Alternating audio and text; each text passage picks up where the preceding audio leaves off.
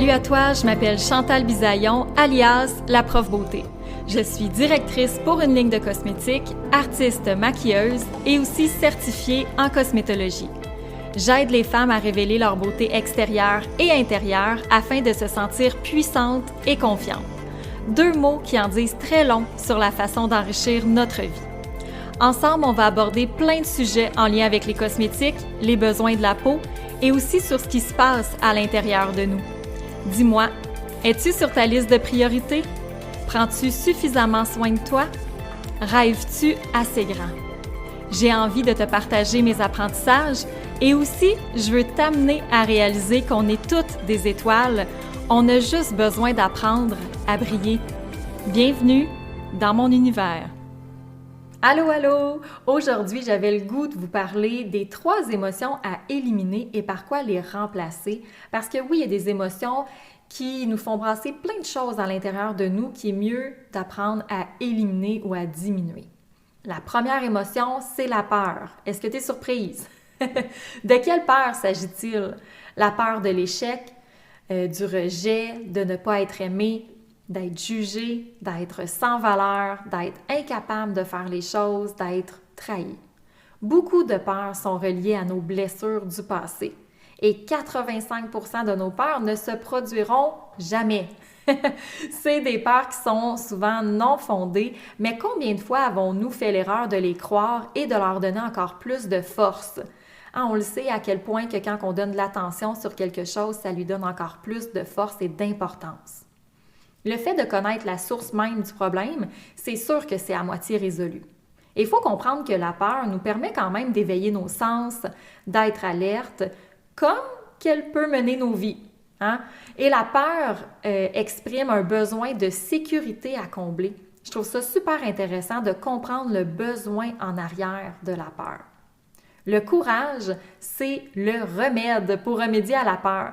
C'est une force mentale, le courage. Avoir le courage de ses opinions, de ses convictions, de ses paroles, de ses actes, être capable de s'affirmer. Être courageux, ce n'est pas de ne pas avoir de peur, c'est réussir à la vaincre, cette peur-là. C'est de passer à l'action malgré la peur. La deuxième émotion, plus néfaste, est le doute.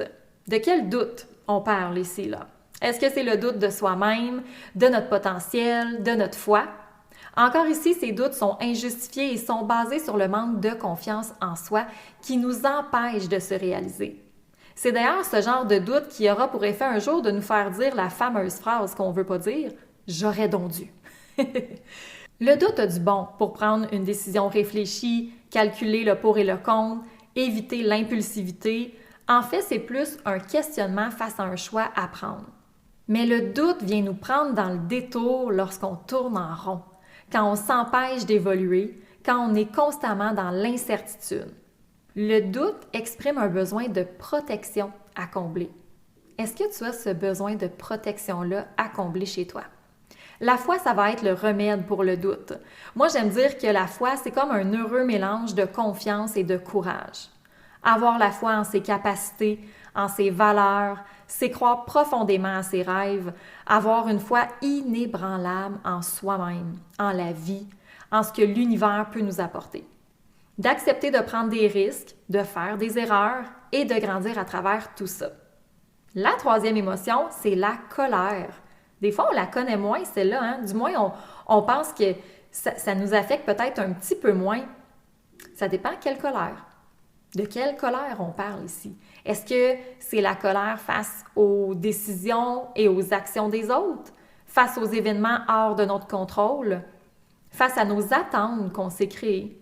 Face à l'incompétence? Face à l'ignorance? C'est notre système tout entier qui a des répercussions quand on est colérique. Ça en vient à nous faire vivre du stress qui est responsable de bien des troubles de santé. La bonne colère est celle qui incite à réagir et ensuite à agir. Donc, réaction, proaction. C'est souvent l'élément déclencheur qui aura pour effet de se prendre en main et de passer à l'action pour régler une fois pour toutes cette situation-là qui est devenue insupportable. La mauvaise colère est souvent générée par nos insatisfactions, nos déceptions, nos blessures. Et la colère exprime bien souvent un besoin de considération à combler. Le respect, c'est le remède pour la colère.